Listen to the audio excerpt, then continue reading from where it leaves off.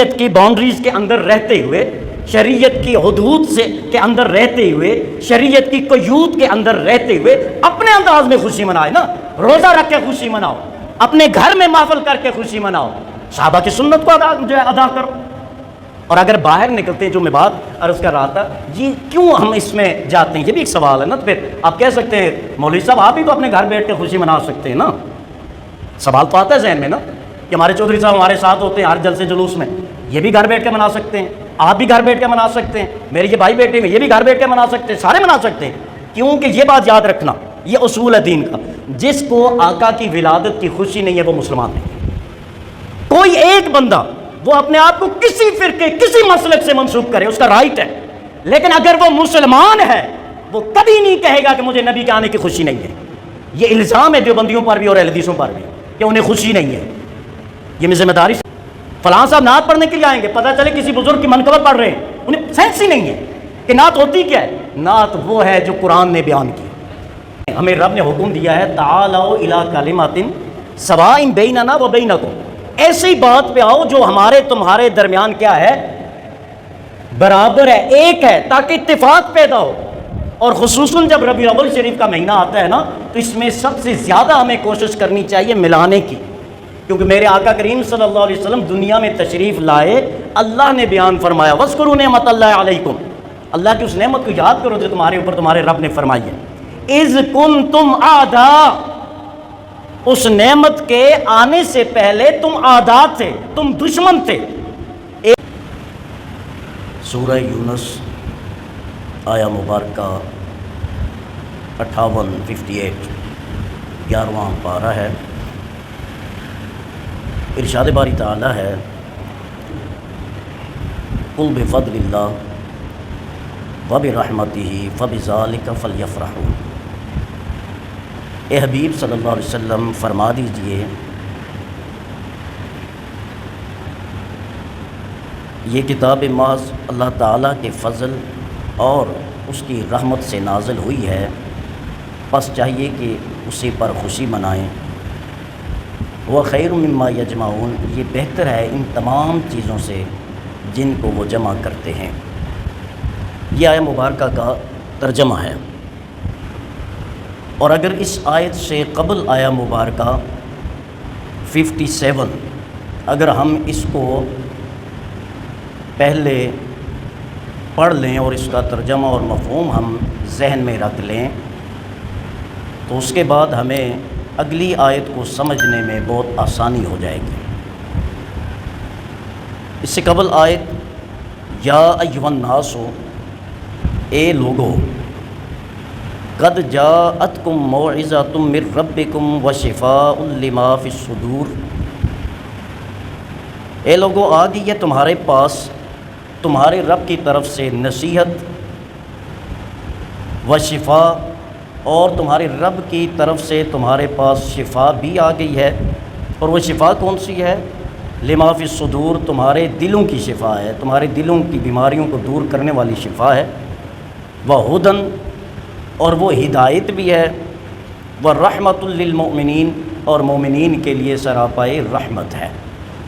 تو جب ان دونوں آیات کو یعنی آیہ مبارکہ 57 اور 58 57 اور 58 کو ملا کے جب ہم پڑھتے ہیں تو ہمیں جو بات سمجھ میں آتی ہے وہ یہ ہے کہ اللہ تعالیٰ ارشاد فرماتا ہے کہ ایمان والو، تمہارے رب نے تمہیں نصیحت عطا فرمائی، تمہارے رب نے تمہیں وہ شفا عطا فرمائی جو تمہارے دلوں کی شفا ہے.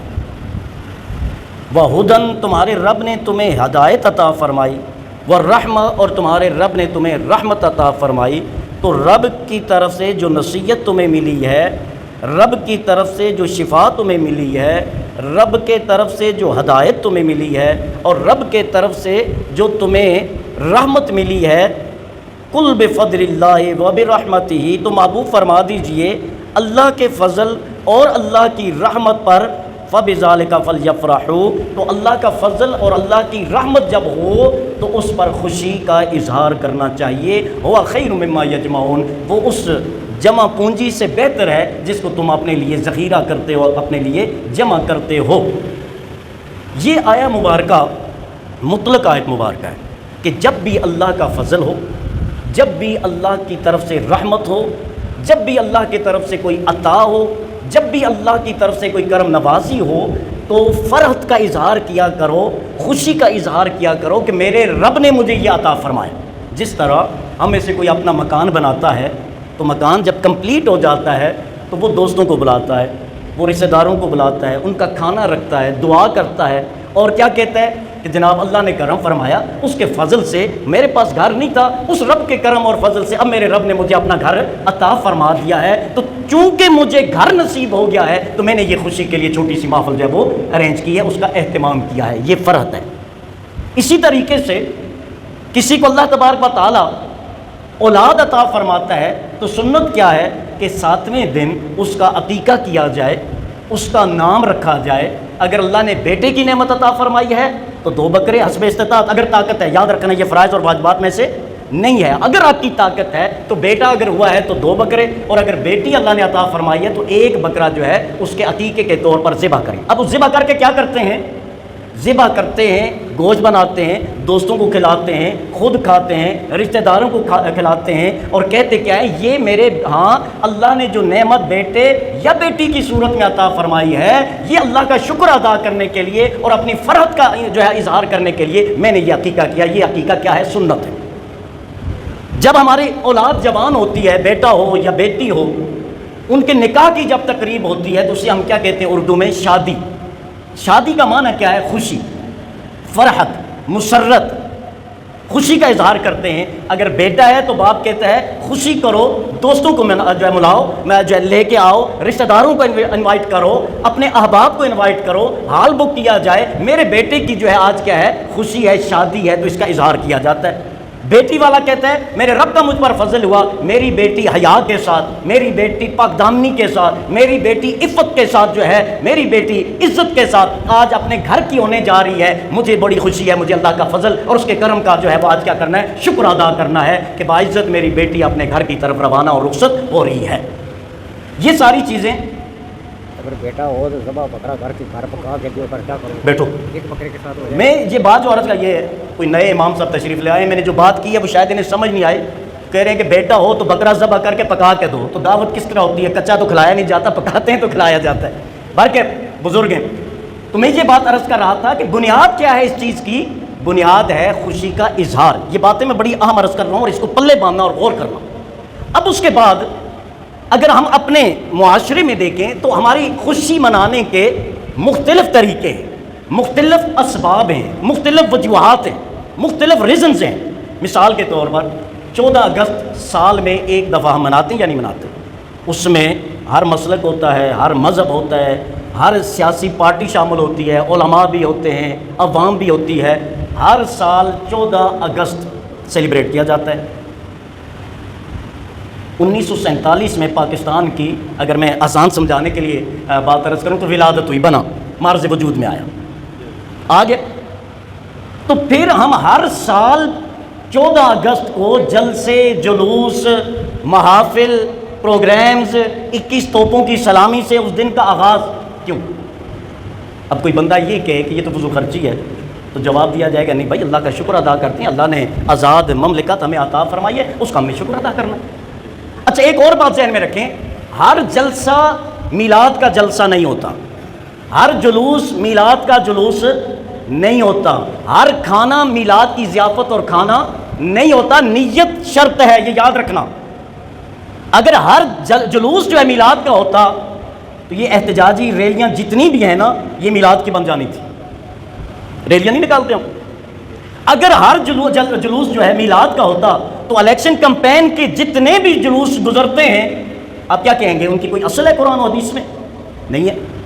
اسی طرح ہر جلسہ اگر میلاد کا کہہ دیں تو میں سمجھانے کے لیے عرض کر رہا ہوں، کچھ سال قبل 100 سالہ جشن دیوبند منایا گیا، ناجائز نہیں ہے، اور نہ میں یہ ٹارگٹ کر رہا ہوں کسی مسلک کو، میں حقیقت بیان کر رہا ہوں۔ وہ کس لیے منایا گیا تھا؟ اللہ کا شکر ادا کرنے کے لیے کہ دیوبند کو دین کی خدمت کرتے ہوئے 100 سال مکمل ہو گئے۔ پچھلے دنوں مینار پاکستان پہ 7 ستمبر کی شام میں گولڈن جبلی تھی ختم نبوت کے حوالہ سے، بہت بڑا جلسہ تھا، بہت اچھی گفتگو کی وہاں علماء نے، دیوبند کے جو ہے علماء تھے، بہت اچھی گفتگو کی. دیکھیں ہمیں رب نے حکم دیا ہے تعالوا الی کلمات سواء بیننا و بینکم، ایسی بات پہ آؤ جو ہمارے تمہارے درمیان کیا ہے، برابر ہے، ایک ہے، تاکہ اتفاق پیدا ہو. اور خصوصاً جب ربیع الاول شریف کا مہینہ آتا ہے نا تو اس میں سب سے زیادہ ہمیں کوشش کرنی چاہیے ملانے کی، کیونکہ میرے آقا کریم صلی اللہ علیہ وسلم دنیا میں تشریف لائے، اللہ نے بیان فرمایا وَاذْكُرُوا نِعْمَتَ اللَّهِ عَلَيْكُمْ، اللہ کی اس نعمت کو یاد کرو جو تمہارے اوپر تمہارے رب نے فرمائی ہے. اِذْ كُنْتُمْ أَعْدَاءَ، اس نعمت کے آنے سے پہلے تم اعداء تھے، تم دشمن تھے، ایک دوسرے کے خلاف تھے. فَأَلَّفَ بَيْنَ قُلُوبِكُمْ، اللہ نے وہ نعمت تمہیں عطا فرمائی اور اس نعمت کے صدقے میں تمہارے دلوں میں محبتیں پیدا فرمائی. فَأَصْبَحْتُمْ بِنِعْمَتِهِ إِخْوَانًا، تم اللہ کی اس نعمت رسول مکرم صلی اللہ علیہ وسلم کے صدقے میں بھائی بھائی بن گئے. تو ہمارے لیے اس سے بڑا المیہ اور شرم کی بات کوئی اور ہو سکتی ہے کہ جو رسول باہم یکجا کرنے کے لیے تشریف فرما ہوئے ہوں ان کا نام لے کے امت ڈیوائیڈ ہونے کے لیے تیار ہو جائے، ان کی ذات پر بحث کر کر کے ایک دوسرے کو مشرک اور کافر کہنے کو تیار ہو جائے. یاد رکھیں جلوس میلاد نہ فرض ہے نہ واجب ہے نہ سنت ہے، یاد رکھنا یہ بات ہے. جلوس میلاد، جلسہ میلاد، ضیافت میلاد، اب کوئی بھی یہ فرض واجب اور سنت نہیں ہے، یہ یاد رکھنا. لازم کیا چیز ہے؟ ہم لازم کو بھول جاتے ہیں، فرع کو پکڑ لیتے ہیں. لازم یہ چیز ہے کہ رسول کی آمد پہ خوشی منائی جائے. اب کوئی بندہ پیر کے دن 12 ربیع الاول، اور یہ بھی یاد رکھنا اس تاریخ میں بھی اختلاف ہے، متفق علیہ بات نہیں ہے کہ آقا کی ولادت 12 ہی کو ہوئی ہے، یہ بات بھی یاد رکھنا. میں نے شاید پچھلے جمعے پہ بھی عرض کیا تھا آقا کا وصال 12 ربیع الاول کو ہوا ہے. آقا کی ولادت 12 ربیع الاول، اس کے بارے میں امت میں فقہائے امت، علماء امت، محدثین، مفسرین کے درمیان یہ مسئلہ اختلافی ہے کہ 8 تاریخ کو ہے یا 9 کو ہے یا 11 کو ہے. لیکن ایک چیز انڈرسٹوڈ ہے کہ دن پیر کا تھا. کیوں؟ حدیث شریف میں آتا ہے سئل رسول اللہ صلی اللہ علیہ وسلم ان صوم الاثنین، آقا سے پوچھا یا رسول اللہ ہر پیر کو روزہ کیوں رکھتے ہیں؟ یا رسول اللہ صلی اللہ علیہ وسلم آقا ہر پیر کو روزہ رکھتے ہیں، کیوں رکھتے ہیں؟ آقا نے فرمایا یوم، یہ پیر کا دن وہ دن ہے فیہ ولدت، اس دن میری ولادت ہوئی ہے. وفیہ انزل علیہ، اور اس دن اللہ نے مجھ پر پہلی وحی نازل فرمائی ہے. میری ولادت بھی پیر کے دن اور نزول وحی بھی کیا ہے؟ پیر کے دن. تو اگر کوئی دوست جلسہ نہ کرے وہ کافر نہیں ہوتا، یاد رکھیں. وہ گناہگار بھی نہیں ہوتا، یہ بھی یاد رکھیں. جلوس میں نہ جائے وہ کافر نہیں ہوتا، وہ گناہگار نہیں ہوتا، اسے گناہ نہیں ملے گا. اب وہ اپنا انداز الگ کر لے آقا کی ولادت کی خوشی کا، گھر میں بیٹھے بچوں کو بلائے، بیوی کو بٹھائے، بہنوں کو بٹھائے، بچیوں کو بٹھائے اور قرآن کھولے، وہ آیات انہیں پڑھ کر سنائے جو اللہ نے اپنے محبوب کی شان میں نازل فرمائی ہے. خوشی کا انداز ہے نا. سحری کا ٹائم وہ سارے اٹھیں اور روزہ رکھیں کہ آج ہم اپنے نبی کی سنت پر عمل کرتے ہیں کہ ہمارے نبی نے اپنی ولادت کے دن خوشی کے لیے اللہ کے شکر کے طور پر روزہ رکھا تھا. ہم بھی اپنے نبی کی سنت پر عمل کرتے ہوئے اس کی ولادت کی خوشی میں روزہ رکھتے ہیں. کیا یہ خوشی کا اظہار نہیں ہے؟ بہترین خوشی ہے. میں تو کہتا ہوں کہ جلسے جلوس ٹھیک ہے اپنی جگہ، مستحبات میں سے، مباحات میں سے، اچھی بات ہے، یہ بھی اسلام کا ایک اظہار ہے. میں یہ ربیع الاول شریف کے جلوس میں تھا، واپسی پہ میرے ساتھ ہمارے ادارے کے وائس پرنسپل تھے، میں نے ان سے بات عرض کی. میں نے کہا کہ اگر ہم کوئی ایسا میکنزم بنا لیں، اہل حدیث بھی ہوں، دیوبندی بھی ہوں، بریلوی بھی ہوں، سارے مل کے علماء کی ایک کمیٹی بنے، ربیع الاول کے حوالہ سے وہ مشاورت کریں، وہ پوائنٹ آؤٹ کریں یہ چیزیں ناجائز ہیں، یہ چیزیں حرام ہیں، یہ چیزیں جو ہے اس کے لیے ضروری نہیں ہیں، یا یہ چیزیں نہیں ہونی چاہیے، ان کو نکال دیا جائے جلوس سے. دیکھیں جلوس میں اگر کوئی حرام کام ہو رہا ہے آپ کوئی بندہ اس کو صحیح کہے گا؟ نہیں. کوئی غلط کام ہو رہا ہے کوئی صحیح کہے گا؟ نہیں. کوئی خلاف شرع ہو رہا ہے اسے کوئی صحیح کہے گا؟ نہیں. تو ایک تو یہ ایک جو ہے وہ چیز کر لی جائے، اور دوسرا یہ کیا جائے کہ باؤنڈ کر دیا جائے نعت خوان حضرات کو کہ نعت وہ پڑھنی ہے جو قرآن اور سنت کے مطابق ہو. ہمارے جوہلا نعت خوان، جاہل ترین نعت خوان، جن کو نعت خوان کہنا نعت کی توہین ہے، بلکہ اگر میں یوں کہوں کہ گویے سنگر جو ہیں انہوں نے سٹیج کو آکوپائیڈ کیا ہوا ہے. وہ دیکھتے ہیں کہ پیسہ کس کی جیب سے نکلنا ہے. चौधरी साहब ये शहर आपकी नज़र है, फलां साहब ये शहर आपकी नज़र है। अब वो जब तक चौधरी साहब फलां साहब के जेब से पैसे निकलते जा रहे हैं ना, वो हजरत साहब उस वक्त तक जो है वो क्या करते रहते हैं, उस शहर को बार बार बार बार जो है दोहराते रहते हैं। भाई ये क्या, नंबर एक। नंबर दो, ये जितने भी गाने जो है ना, मैंने कई दफ़ा दोस्तों से, नाखान हजरात से भी अर्ज़ किया, खुदा के लिए नात पढ़ा करो। पहले तो तुम्हें नात और मनकबत और मरसिये का जो है फ़र्क पता चलना चाहिए। कहा जाता है फलां साहब नात सुनाएंगे, वो जब तशरीफ़ लाते तो मरसिया शुरू कर देते। फलां साहब नात पढ़ने के लिए आएंगे, पता चले किसी बुजुर्ग की मनकबत पढ़ रहे हैं, उन्हें सेंस ही नहीं है कि नात होती क्या है। नात वो है जो कुरान ने बयान की, नात वो है जो हसन बिन साबित ने बयान की, नात वो है जो इमाम बुसैरी ने बयान की, नात वो है जो मौलाए रूम ने बयान फरमाई, नात वो है जो इमाम जामी रहमतुल्लाह अलैह ने, जो अइम्माए नात खान हैं, उन्होंने बयान फरमाई, और नात वो है जो आला हजरत इमाम शाह अहमद रज़ा खां फाज़िल बरेलवी ने बयान फरमाई। नात वो है जो कुरान की आयात की तफसील होती है, तफसीर होती है, तशरीह होती है, और होती किस अंदाज में, नज़म के अंदाज में। जब आप नबी की शान को कुरान की रोशनी में नसर की सूरत में बयान करें तो वो क्या बन जाती है, सीरत, वो बन जाती है नबी की सीरत। और जब आप उसी कुरान की तशरीह को नज़म और अशार की सूरत में बयान करें तो वो क्या बन जाती है, नात रसूल मकबूल सल्लल्लाहु अलैहि वसल्लम। और यहाँ अजीब तमाशा है, जिसको कुछ नहीं आता वो नात खान बन जाता है, जिसको कुछ नहीं आता वो वाइज और मुकर्रर बन जाता है, और फिर होता क्या है, खुद भी गुमराह होता है और अपने सामीन को भी गुमराह कर देता है। तो नात पढ़ना ये कोई मजाक नहीं है। और मैं जो बात अर्ज कर रहा था, ये जलसे, ये जुलूस, ये महाफिल, ये प्रोग्राम कोई फ़र्ज नहीं है, कोई वाजिब नहीं है, कोई ज़रूरी नहीं है। ज़रूरी क्या है, बस जिसको जो तारीख अच्छी लगती है कि इस तारीख को मेरे आका आए होंगे, किसी को इत्तेफाक है कि 8 तारीख को विलादत हुई है, वो 8 तारीख को खुशी मना लेना, हर्ज क्या है। शरीयत की बाउंड्रीज़ के अंदर रहते हुए, शरीयत की हुदूद से के अंदर रहते हुए, शरीयत की क़यूद के अंदर रहते हुए अपने अंदाज में खुशी मनाए ना। रोज़ा रख के खुशी मनाओ, अपने घर में महफिल करके खुशी मनाओ, सहाबा की सुन्नत को अदा करो। और अगर बाहर निकलते हैं, जो मैं बात अर्ज़ कर रहा था, ये क्यों हम इसमें जाते हैं, ये भी एक सवाल है ना। तो फिर आप कह सकते हैं मौलवी साहब आप भी तो अपने घर बैठ के खुशी मना सकते हैं ना।